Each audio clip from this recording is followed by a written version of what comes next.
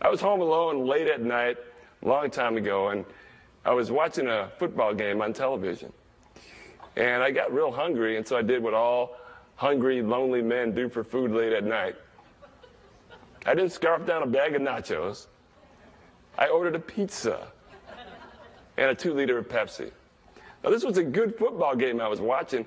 There were like 30 seconds left. I'm saying, call timeout, call timeout. And then, ding dong, the pizza guy shows up. So I roll over to the door and open it up, and he puts the pizza box in my lap and the 2-liter on top. And so I'm quickly rolling back, and I roll over to the kitchen table, and I put the pizza box down, and I leverage the Pepsi up onto the table, and the game was over. My team won, and I was fired up, and I ate some pizza, and then I realized my adventure was about to begin. You see, I have muscular dystrophy, and I have very limited strength in my hands and fingers. And I've never in my life been able to open a 2-liter bottle. I don't have the physical strength to twist that cap with enough force to break those ridiculous little plastic tabs to twist the cap off. I've never been able to do that. And I was angry at myself for not asking the pizza guy to do it for me. So it was decision time. I could enjoy a nice, cold, refreshing Pepsi. Or I could drink a cup of room temperature, unfiltered tap water. I decided I was not having water. I was having Pepsi. But how?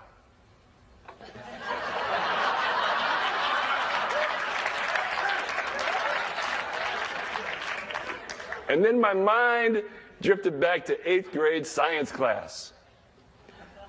And I took the Pepsi 2-liter.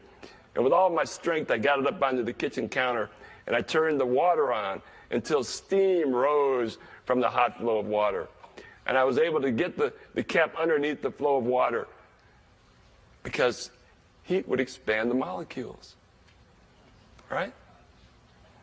And then I remembered the one question on the 8th grade science test I got wrong. Metals expand, plastics melt.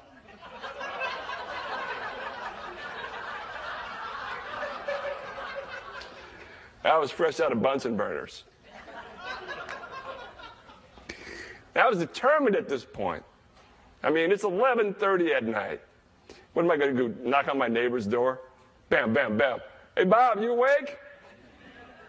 You want some Pepsi?